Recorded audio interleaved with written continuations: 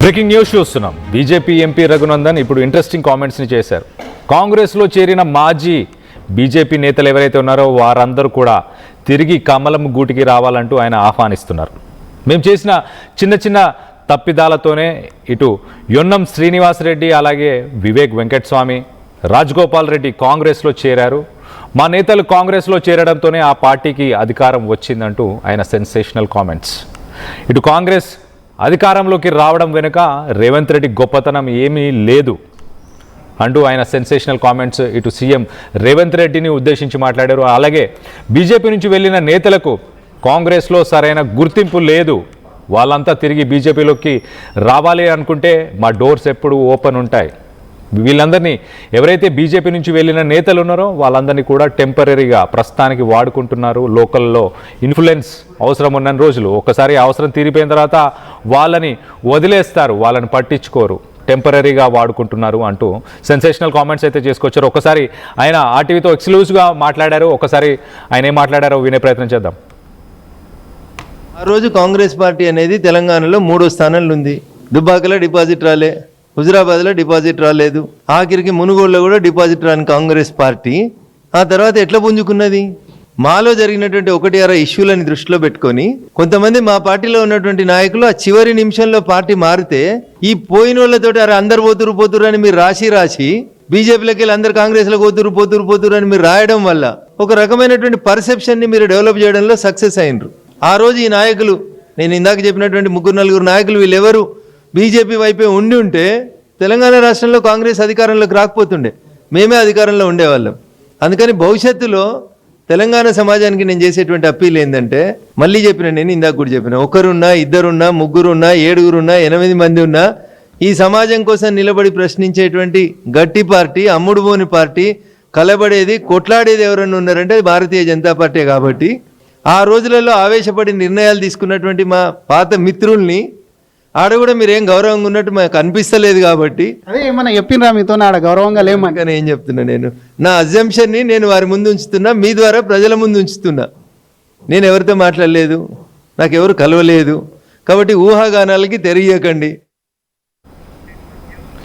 ఇటు వివేక్ వెంకటస్వామి, ఇటు రాజగోపాల్ రెడ్డి, అలాగే ఇటు యొన్నం శ్రీనివాసరెడ్డి, ఇలాంటి పెద్ద పెద్ద నేతలు గతంలో కాంగ్రెస్కి వెళ్ళారు కాబట్టే కాంగ్రెస్ ఇప్పుడు అధికారంలో ఉంది. మొదటగా కాంగ్రెస్ ఎక్కడుండే, ఇటు దుబాకాలో కానీ, ఇటు వీణవంక, ఇటు హుజురాబాద్లో కానీ ఎక్కడైనా డిపాజిట్లైనా దక్కాయా?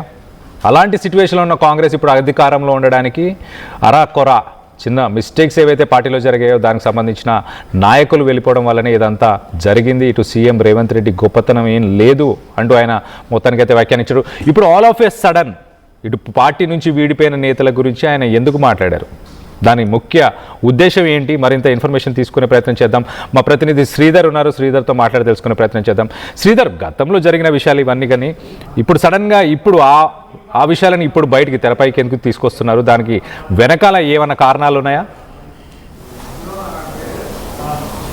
ప్రకల్యాణ్, డెఫినెట్గా కూడా అటు ఎంపీ రఘునందన్ రావు మాట్లాడిన మాటల వెనుక చాలా పెద్ద మర్మమే దాగిందని చెప్పాలి. ఎందుకంటే అటు రఘునందన్ రావు కూడా గతంలో కాంగ్రెస్కు సంబంధించి కాంగ్రెస్తో వెళ్ళినప్పుడు ఆ నేతల మీద మాట్లాడారు. కానీ ఇప్పుడు తిరిగి ఆ నేతలంతా కూడా పార్టీలో చేరారు. కేవలం కాంగ్రెస్కు సంబంధించి తమ నేతలు, తమ పార్టీలో ఉన్నటువంటి నేతలు తమ పార్టీలో బై ఎలక్షన్ జరిగితే తమ పార్టీ నుంచి గెలిచినటువంటి ఎన్ఎం శ్రీనివాసరెడ్డి కానివ్వండి, పార్టీకి సంబంధించి కూడా ఆయన పార్టీ సిద్ధాంతాలకు కట్టుబడి ఉండడమే కాకుండా మరొక వైపు రాజగోపాల్ రెడ్డి, వివేక్ వెంకటస్వామి పార్టీ మారడం వల్లనే కూడా వాళ్ళందరూ కాంగ్రెస్ గెలిచారు కాబట్టి ఆ నేతలంతా కూడా అక్కడ సంతృప్తితో లేరు, ఇందులో వచ్చి తిరిగి చేరాలన్న మాటల అంతరార్థం అనేది కూడా వేరుంటుంది. ఎందుకంటే ఆ నేతలకు సంబంధించి చూసాం, అక్కడ ఒకవైపు రాజగోపాల్ రెడ్డికి సంబంధించి కాంగ్రెస్లో మంత్రి పదవి ఇస్తానని చెప్పి ఆశ చూపి తనను పార్టీలో చేర్చుకున్నారని బాహాటంగానే చాలాసార్లు కూడా రాజగోపాల్ రెడ్డి బాహాటంగానే కాంగ్రెస్ మీద ఆరోపణలు చేశాడు, విమర్శలు చేశారు. ముఖ్యమంత్రిని కూడా ఒకవైపు ఎక్కుపెట్టి మాట్లాడారు, అక్కడ సంతృప్తిగా లేనని కూడా చెప్పారు. ఇంకోవైపు అటు ఎంపీ భువనగిరి ఎంపీకి సంబంధించి గెలిపించుకొని వస్తే ముఖ్యమంత్రి స్వయంగా తన ఇంటికి వచ్చి కూడా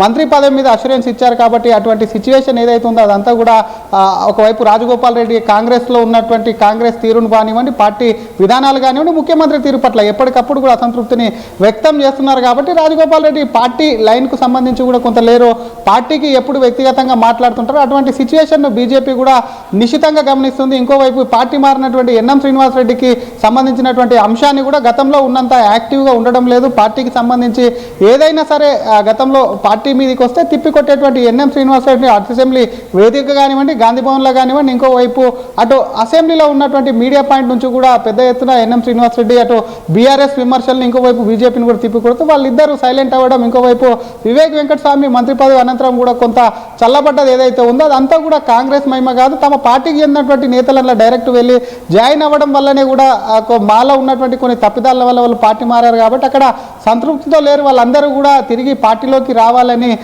ఇక్కడ రఘునందన్ రావు ఏదైతే అన్నాడో ఆ మాటలు నిజంగానే ఆ మాటలు మరి ఆ నేతలు రఘునందన్ రావుతో టచ్లోకి వచ్చారా? ఎందుకంటే కొంతమంది ఇందాక చెప్పినటువంటి ఇద్దరు నేతలు కొంత డియాక్టివ్గా సైలెంట్గా ఉన్నారు, కొంత పార్టీ మీద అసంతృప్తిగా ఉన్నారు. కాబట్టి అటువంటి నేతలు మళ్ళీ తిరిగి బీజేపీలోకి వచ్చేందుకు కూడా కొన్ని సన్నాహాలు చేసుకుంటున్నారు అన్న దానిపై కూడా రాజకీయ వర్గాల్లో కొంత అనుమానం అయితే కలుగుతుందని చెప్పాలి. ఎందుకంటే